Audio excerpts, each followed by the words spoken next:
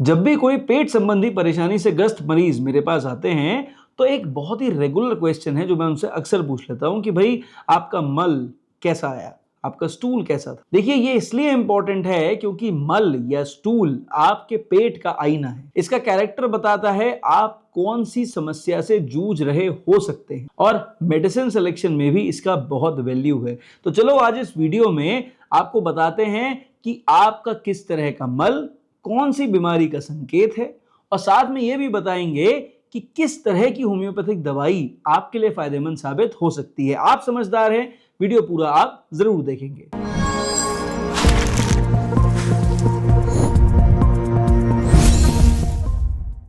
अब बढ़ते हैं सबसे पहले कलर के बारे में। देखिए भाई, अगर आपके मल का जो कलर है वो येलो कलर है तो क्लियर समझ लीजिए येलो कलर बुरा नहीं है, पर येलो कलर के संग में अगर आपको दस्त आ रहे हैं यानी पतली लैट्रिन आती है, पतला मल त्याग होता है, तो ये एक्यूट डायरिया है।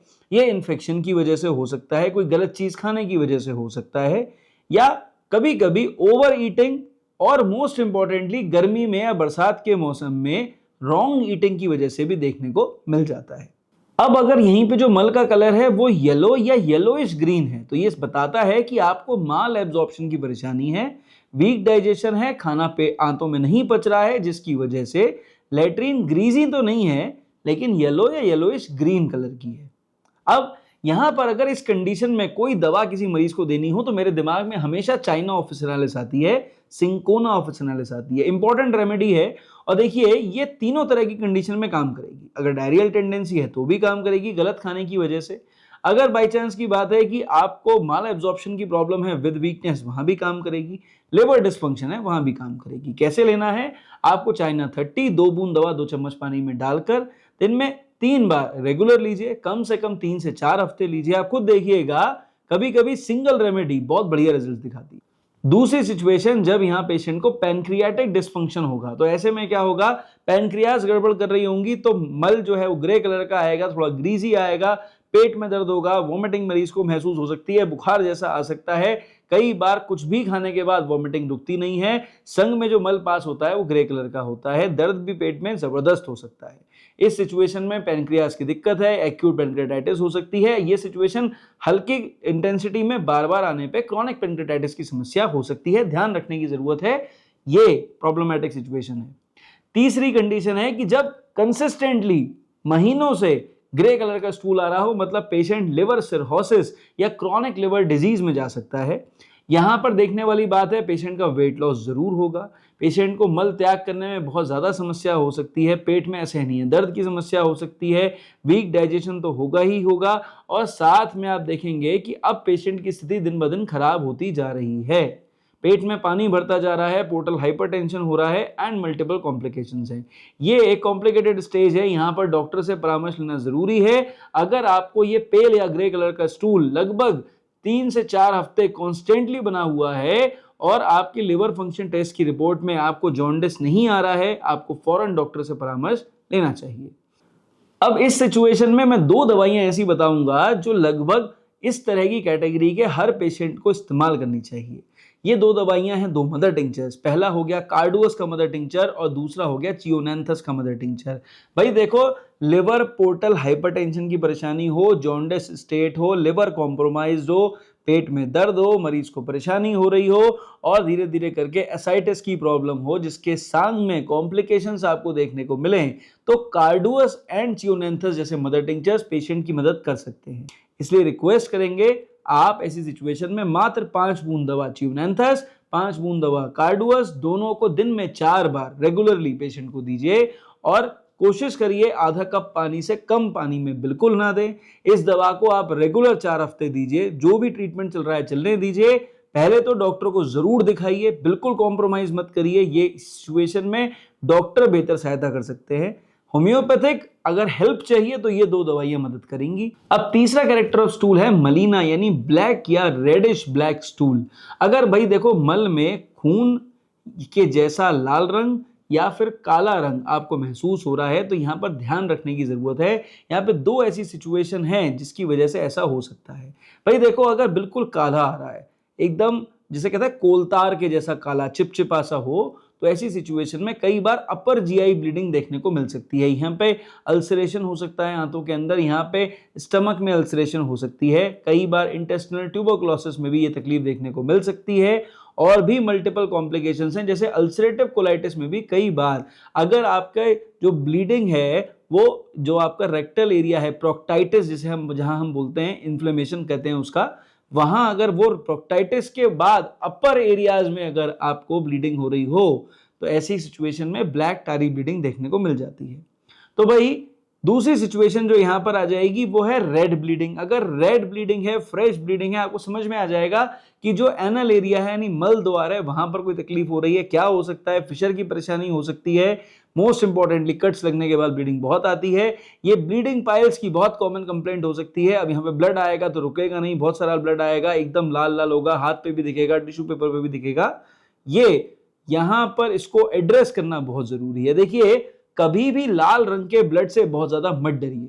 अगर ये आएगा तो हद से हद लार्ज इंटेस्टाइन में से आएगा, डिसेंडिंग कोलॉन से, या फिर ये रेक्टम से आ सकता है, या फिर एनल एरिया से आ सकता है। यहां पर मैं दो दवाइयां सजेस्ट करूंगा। अगर देखो ब्लीडिंग हेमोरॉइड्स की दिक्कत है, ब्लीडिंग पाइल्स की परेशानी है, एकदम लाल खून आ रहा है, जबरदस्त आ रहा है, बहुत सारा आ रहा है, परेशान कर रहा है, ठीक है, उसकी वजह से उठना बैठना चलना में दिक्कत है, क्लियर है कि भैया ये जो है वेनस ब्लीडिंग ही है, तो यहां पर आपको हेमेमेलिस वर्जिन का इस्तेमाल करनी है। हेमेमेलिस 30 2 बूंद दवा 2 चम्मच पानी में डालकर दिन में 5 बार तक दे सकते हैं। आप खुद देखिएगा 72 घंटे में यानी 3 दिन में पेशेंट को इंप्रूवमेंट देखने को मिल जाएगा। दूसरी इंपॉर्टेंट मेडिसिन है फास्फोरस। जब खून आ रहा हो, काला ऊपर से आ रहा हो, अल्सरेशन की वजह से आ रहा हो, संग में वीकनेस आ रही हो, ब्लीडिंग प्रोफ्यूज हो रही हो और हर बार देखने को मिल रही हो, तो समझ लीजिए कि फास्फोरस जैसी मेडिसिन इफेक्टिव रिजल्ट्स देती है। देखो आइडियली एज डॉक्टर्स हम कई बार जरूरत के हिसाब से हायर पोटेंसीज में इस दवा को देते हैं,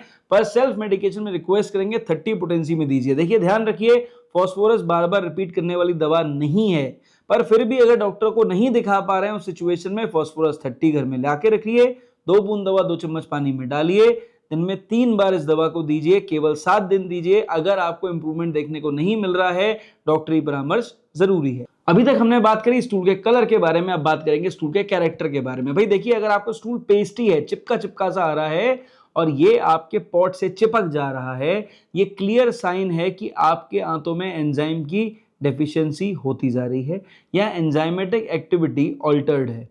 ऐसी सिचुएशन में कई बार मरीज को पेट दर्द की समस्या हो सकती है, खाना अधपचा सा रहेगा, जो लेट्रिन आएगी चिपकी हुई होगी और उसमें भी खाना आपको मिक्स मिलेगा। इसका मतलब पेनक्रियाज अफेक्टेड है, यहाँ पर हमें उसके अकॉर्डिंगली दवा देनी होती है। अब दूसरी सिचुएशन है जब यही स्टूल पेस्टी हो लेकिन पानी के ऊपर फ्लोट करे, चिपके नहीं, संग में पेशेंट को वीकनेस आ रही हो, पेट दर्द की समस्या हो रही हो और उसके संग में एकम्पनीड माल एब्जॉर्प्शन के सारे साइंस देखने को मिल रहे हो, मतलब अब आपको गेहूं पचना बंद हो गया है। और अगर आपको गेहूं नहीं पचेगा तो इस सिचुएशन में दिक्कत आएगी। इसे हम कहते हैं ग्लूटेन इंटॉलरेंस, और आज की डेट में बहुत सारे पेशेंट्स में हमें ग्लूटेन इंटॉलरेंस देखने को मिलती है। ऐसी सिचुएशन में 2 दवाइयां बेहद इफेक्टिव है। पहली हो गई यहां पर एगलफोलिया का मदर टिंचर और दूसरी हो गई यहां पर नाइट्रम सल्फ 6x। भाई देखिए दोनों दवाइयां अगर आप यूज करेंगे तो आप खुद देखिएगा एंजाइमेटिक एक्टिविटी इंप्रूव करेगी, माल एब्जॉर्प्शन आपका इंप्रूव करेगा। अब आ जाते हैं स्टूल के दूसरे कैरेक्टर के ऊपर। अगर आपको पतला पानी जैसा स्टूल आ रहा है, उसके संग में अधपचा खाना आ रहा है, तो देखो भैया डायग्नोसिस 3 है, बहुत क्लियर है, समझ लो। ये सिचुएशन बताती है कि अब आंतों में ताकत कम हो रही है, आंतों का मूवमेंट ऑल्टर्ड हो रहा है, एंजाइमेटिक एक्टिविटी कम हो रही है और यहाँ पर आपको अपने खाने के ऊपर विशेष ध्यान देना पड़ेगा। डायग्नोसिस क्या हुई? ये क्रॉनिक कोलाइटिस की प्रॉब्लम हो सकती है, ये इरिटेबल बावल सिंड्रोम की समस्या हो सकती है, एंड मोस्ट इंपॉर्टेंटली ये वीक डाइजेशन का एक बहुत इंपॉर्टेंट साइन साबित होगा। भाई देखो ये मैं क्लियर बता रहा हूं, ऐसी सिचुएशन में बहुत सारे पेशेंट्स आते हैं, परेशान होते हैं। IBS-D अगर आपको होगा तो हर बार इसी तरह की आपको जो मल है वो त्याग करेंगे आप, और इसकी वजह से आपको परेशानी होगी। ऐसी सिचुएशन में 2 दवाइयां बेहद इफेक्टिव हैं, घर में जरूर रखनी चाहिए। पहली हो गई एलोसोकोट्रिना 30 और दूसरी यहां पर हो गई होलैरिना एंटी डाइजेंट्रिका यानी कुर्ची का मदर टिंचर। ये दोनों दवाइयां आप इस सिचुएशन में लेंगे, आप खुद देखिएगा आपके पेशेंट को इंप्रूवमेंट देखने को मिलेगा। कैसे लेनी है? 5 बूंद दवा मदर टिंचर की आधा कप पानी में डालकर दिन में 3 बार, और एलोसोकोट्रिना 30 2 बूंद दवा 2 चम्मच पानी में डालकर सुबह शाम। अगर आप ये दवा 3 से 4 हफ्ते लेते हैं, देखो इंप्रूवमेंट जरूर देखने को मिलेगा। कम है ज्यादा है वो पेशेंट की कंडीशन के अकॉर्डिंग है। जो आखिरी कैरेक्टर ऑफ स्टूल है वो बेसिकली है ड्राई स्टूल। देखो ये ड्राई स्टूल का मतलब क्या है? ड्राई स्टूल का मतलब है आपको ऐसा लगेगा जैसे बिल्कुल सूखी सूखी मल आप त्याग कर रहे हैं। अब ये सूखा मल कैसा हो सकता है? ये सिगार शेप का भी हो सकता है, ये छोटे छोटे बॉल्स टाइप भी हो सकते हैं, इसका अलग अलग कलर भी हो सकता है। लेकिन at the end of the day जब आप देखेंगे ना तो ये बहुत कम पेशेंट के संग होता है। लेकिन ये ड्राई स्टूल क्लियर इंडिकेशन है कि नंबर 1 आप डिहाइड्रेट चल रहे हैं लंबे समय से, आपका वाटर ड्रिंकिंग स्टाइल गड़बड़ है या आपकी पानी की क्वालिटी ऐसी है जो आपको हाइड्रेट नहीं कर पा रही, number 1। Number 2, irritable bowel syndrome with constipation की शिकायत आपको हो सकती है। नंबर 3, आपको क्रॉनिक कॉन्स्टिपेशन की प्रॉब्लम हो सकती है जहां पर आपका बावल मूवमेंट स्लो हो सकता है। ऐसे में क्या होता है, बावल मूवमेंट स्लो होता है तो मैक्सिमम वाटर जो है वो एब्जॉर्ब होने लग जाता है, इसलिए स्टूल जो है वो कई बार ड्राई हो जाता है। ऐसे ड्राई स्टूल वाले कंडीशंस में ना कई बार बहुत इफेक्टिव दवाइयां देने की जरूरत पड़ जाती है। अक्सर हम लोग लैक्सेटिव देना प्रेफर करते हैं ऐसी सिचुएशन में, पर अगर आप दवाई के बारे में मुझसे पूछेंगे तो मैं कहूंगा आप ब्राइनिया एल्बा 30 और कैस्केरा सेग्रेडा मदर टिंचर के बारे में सोच सकते हैं। दोनों दवाइयां बहुत इफेक्टिव हैं, बढ़िया काम करती हैं। इस सिचुएशन में देखो ध्यान रखना, ब्राइनिया 30 2 बूंद दवा 2 चम्मच पानी में डालो, सुबह शाम लो। और ये जो कैस्केरा सेग्रेडा का मदर टिंचर है इसको 10 बूंद दवा सुबह शाम के हिसाब से रेगुलर। तो आई होप इस वीडियो को देखने के बाद आपके भी चक्षु नेत्र खुल गए होंगे। देखो बात पते की है, मल के बारे में जानकारी और उस जानकारी के अकॉर्डिंग इलाज के बारे में जानकारी आपकी आंखें खोलेगी, आपको बताएगी किस सिचुएशन में आप हैं। और उसके अकॉर्डिंग अगर आप कोई दवा ले लेते हैं सेल्फ मेडिकेशन में, कुछ दिन रिजल्ट मिलते हैं तो होम्योपैथी पे विश्वास बढ़ेगा।